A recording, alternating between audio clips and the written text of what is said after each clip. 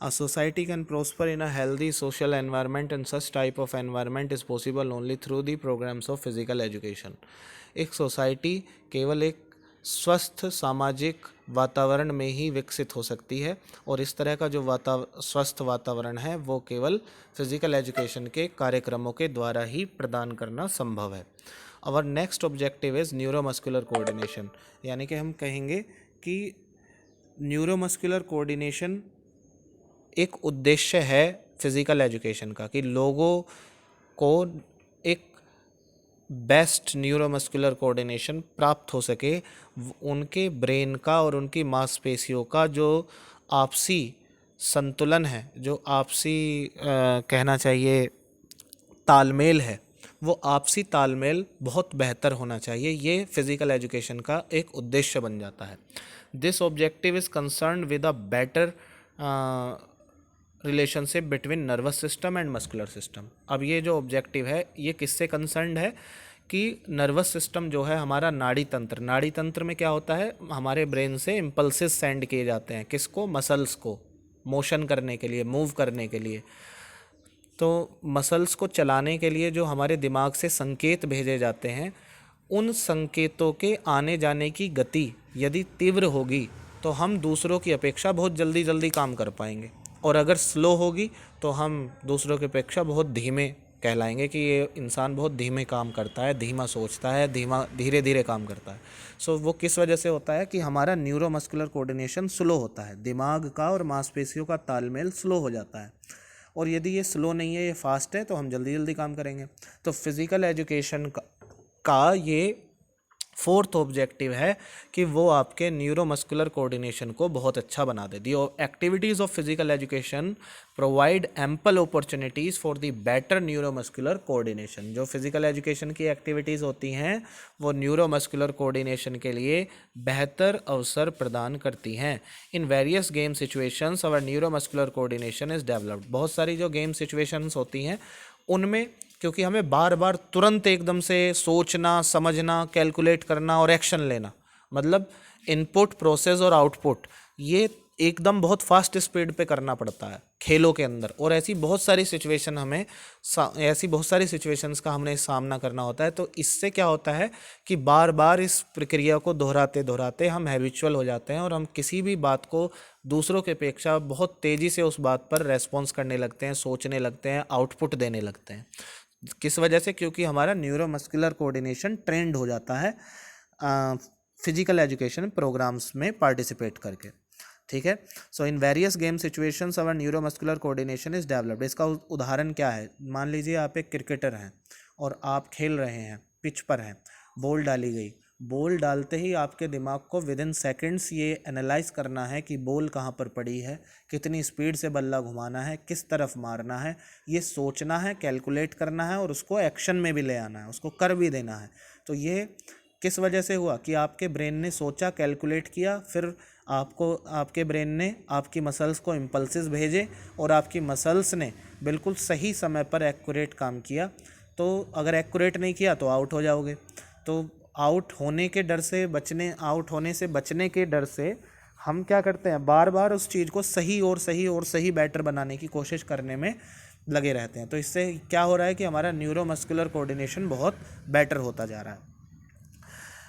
Good neuromuscular coordination helps to keep off fatigue during vigorous activities. अच्छा neuromuscular coordination हमारी मदद करता है कि हम फटीग को दूर रखें ड्यूरिंग विगरस एक्टिविटीज़। जिन एक्टिविटीज़ में हमें बहुत परिश्रम करना पड़ता है, जो बहुत परिश्रम वाली एक्टिविटीज़ होती हैं, यदि हमारा न्यूरोमस्कुलर कोऑर्डिनेशन सही है तो हमें दूसरों की अपेक्षा थकान बहुत देर से होगी।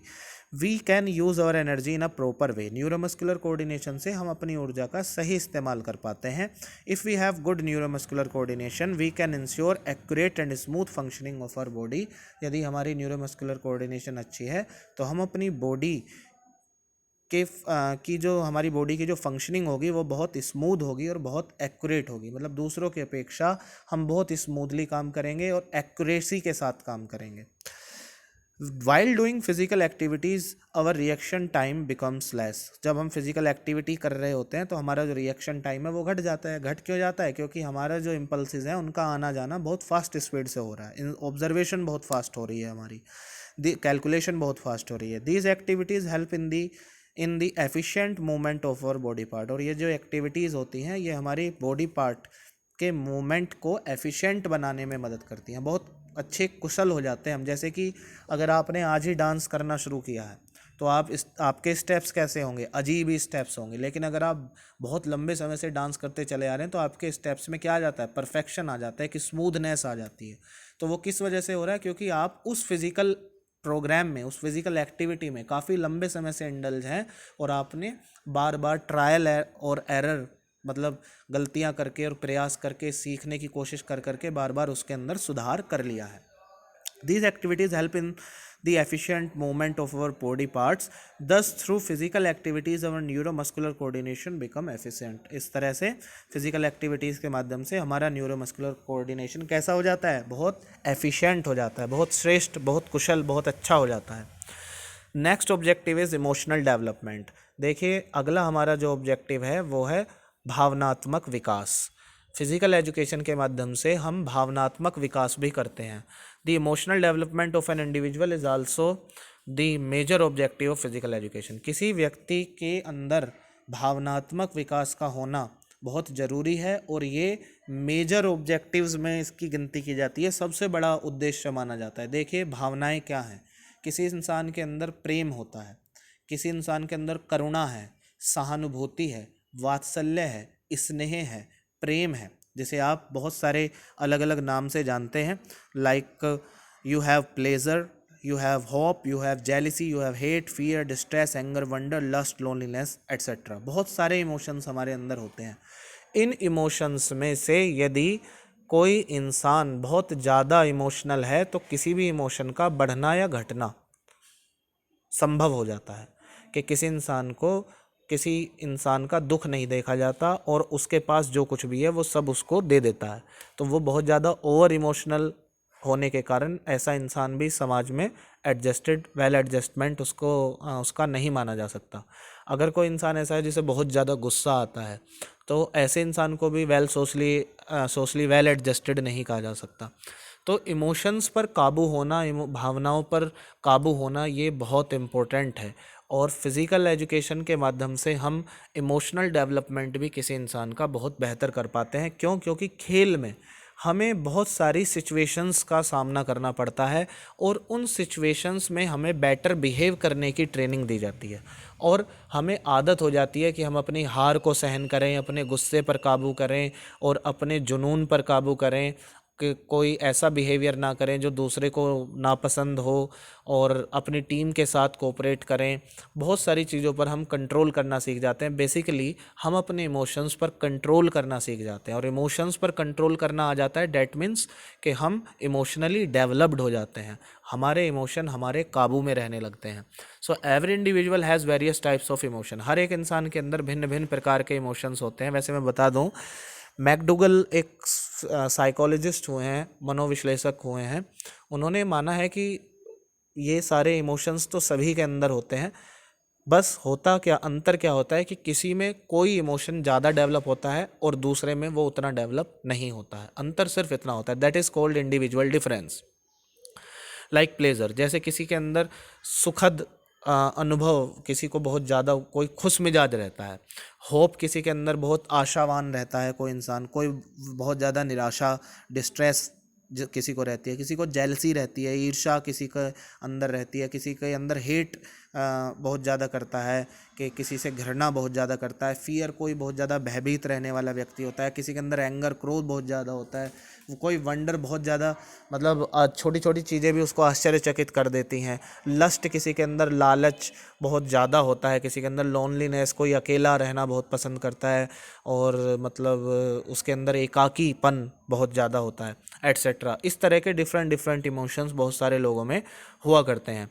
If an individual does not have appropriate control over these emotions, she becomes abnormal and uncontrollable. अगर कोई इंसान ऐसा है कि उसके वो काबू नहीं करना जानता, वो नियंत्रित नहीं कर पाता अपने इमोशंस को, तो उसको क्या कह देते हैं हम कि वो इंसान अनकंट्रोलेबल होता है। उस इंसान का कोई मतलब ऐसा नहीं होता, कोई ऐसा फिक्स नहीं किया जा सकता उसके बारे में कि वो किस स्थिति में क्या कर बैठेगा।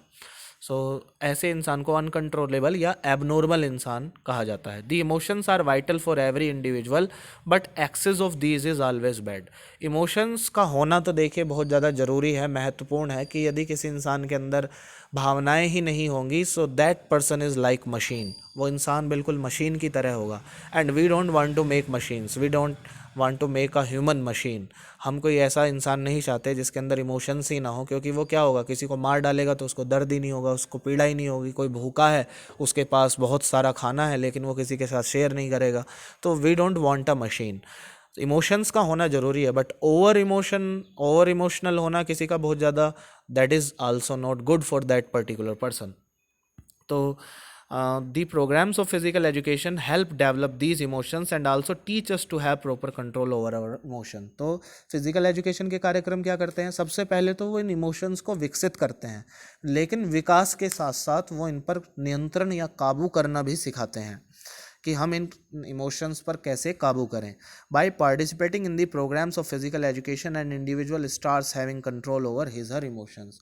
फिजिकल एजुकेशन के कार्यक्रमों में हिस्सा लेकर के कोई भी व्यक्ति अपने आप को ऐसा बना सकता है कि वो अपने इस इमोशंस पर काबू कर ले। देखिए एक सिंपल फंडा किसी समझदार इंसान ने बच्चों मुझे बताया था कि देखिए जब भी आप बहुत ज़्यादा खुश हों तब किसी से कोई वादा ना करें, ठीक है, और जब आप बहुत ज़्यादा दुखी हों या गुस्से में हों तब कोई डिसीज़न ना लें। ये एक सिंपल फंडा है कि जब आप गुस्से में हो तो कोई निर्णय ना लें, कोई डिसीजन ना लें, क्योंकि गुस्से में आप जो भी निर्णय लेते हैं, कोई डिसीजन लेते हैं, वो हमेशा गलत होता है। दूसरा, जब आप बहुत ज़्यादा खुश हो जाते हैं, आप हैप्पी हैं, और उस पर्टिकुलर मोमेंट में आप किसी से कोई वादा ना करें, क्योंकि आप बहुत बड़े वादे कर देते हैं जो कि आप शायद फिर फ्यूचर में निभा नहीं पाते हैं। So that is called emotional development, that is the 4th objective of physical education, and the last objective of physical education, development of health। देखिए अगर हमारे स्वास्थ्य का विकास नहीं होगा, हम स्वस्थ तो हैं लेकिन आज हम 30% स्वस्थ हैं, तो हमारी कोशिश ये होनी चाहिए कि हम 50% स्वस्थ हों, फिर 60% स्वस्थ हों, फिर 100% स्वस्थ हो जाएं, और फिर उस 100% अपने हेल्थ को कंटिन्यू बरकरार रखने की कोशिश करें। That is called development of health. The development of health is also an objective of physical education. It educates on the prevention of communicable diseases. देखिए हमारी जो कम्युनिटी से हमें बहुत ज़्यादा ऐसे डिसीज़ हमें मिल जाती हैं, उन सब से हमारी रोकथाम करता है। There are various programs on recreation से संबंधित भी बहुत सारे प्रोग्राम्स फिजिकल एजुकेशन में होते हैं। फिजिकल एजुकेशन के प्रोग्राम्स हमेशा रिक्रिएट करते ही करते हैं, रिक्रिएशन देते ही देते हैं। रिक्रिएशन से मतलब क्या है कि हम अपनी रोज़मर्रा की ज़िंदगी में जीते जीते ऊब जाते हैं, तो हम खेल कूद के माध्यम से रेजुविनेट कर सकते हैं अपने आप को, पुनः ऊर्जावान बना सकते हैं अपने आप को। तो रिक्रिएशन का आमोद प्रमोद का अवसर पैदा करते हैं, खुशी किसी इंसान के अंदर ज़िंदगी जीने की इच्छा को पनपाते हैं ये physical education program. The programs of physical education in modern age help reduce anxiety. आधुनिक काल के जो फिजिकल एजुकेशन के प्रोग्राम्स हैं वो किसी भी इंसान के अंदर क्या करते हैं, एंग्जाइटी को घटाते हैं। एंग्जाइटी मतलब व्याकुलता, एक बेचैनी जो हमें महसूस होती रहती है हर पल की, पता नहीं अगले क्षण क्या होने वाला है, उस एंग्जाइटी को घटाते हैं। स्ट्रेस जो हमारे अंदर भरा हुआ है, स्ट्रेस तनाव होता है कि हमारा जो कोई काम है वो मतलब सफल नहीं हो पाता है, कई काम ऐसे सफल ना हो पाने के कारण हमारे अंदर स्ट्रेस आ जाता है। कई बार टेंशन होती है कि अभी हमने करना भी शुरू नहीं किया, सफल होने या असफल होने की तो बात ही नहीं है, उससे पहले ही हमें टेंशन, चिंता होने लगती है। तो टेंशन हमारे दिमाग में रहती है up to a large extent, और ये काफ़ी हद तक आज के हमारा जो प्रेजेंट डे रूटीन है उसका हिस्सा बन चुका है। So that the individuals experience healthy living. ये उसको क्या करने की कोशिश करते हैं, इन चीज़ों को घटाते हैं फिजिकल एजुकेशन के प्रोग्राम। वो क्या है, खेल कूद, योग, व्यायाम, ये सब क्या करते हैं, एंग्जाइटी, स्ट्रेस और टेंशन को दूर भगा देते हैं और हमारे लाइफ को, हमारे जीवन को हेल्दी बनाने का काम करते हैं। So that's it for today students. Thank you, take care, I will talk to you tomorrow. Thank you, bye bye.